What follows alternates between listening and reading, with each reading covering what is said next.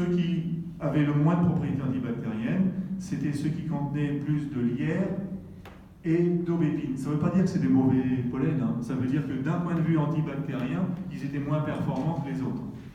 Et alors, le coquelicot, justement, le voilà encore ici, lui.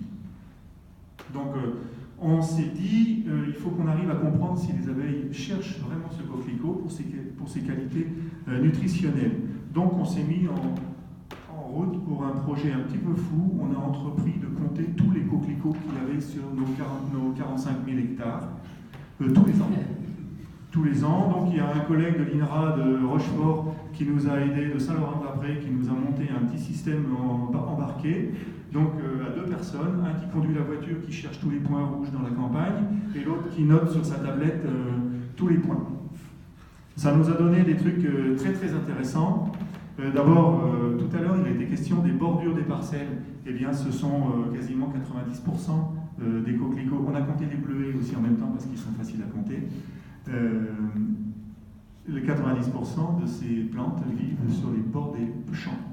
Donc là aussi, mathématiquement, comme tu disais tout à l'heure, on augmente la surface de champ, donc on diminue la longueur des bords et on diminue les coquelicots. C'est très simple. Ça nous a permis de faire des cartes de densité de ces surfaces, de ces quantités de coquelicots. Et cette année, sur l'ensemble des 45 000 hectares, on avait seulement 1 279 000 fleurs.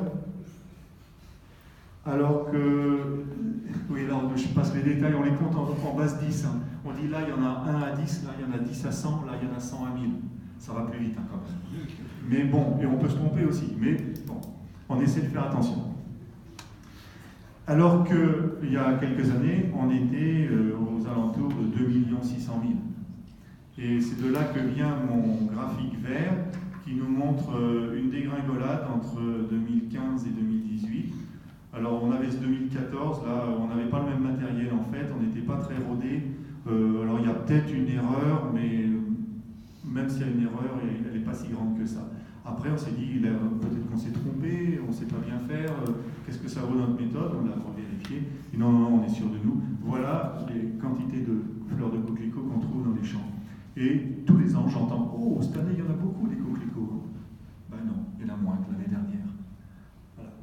Donc ça, retenez quand même que c'est une plante très intéressante. Alors elle n'est pas appréciée des agriculteurs, mais il faut trouver des solutions pour réintégrer des fleurs dans les campagnes pour que les abeilles puissent continuer à vivre. On est en ce moment financé par un projet Interreg qui s'appelle Sudoé,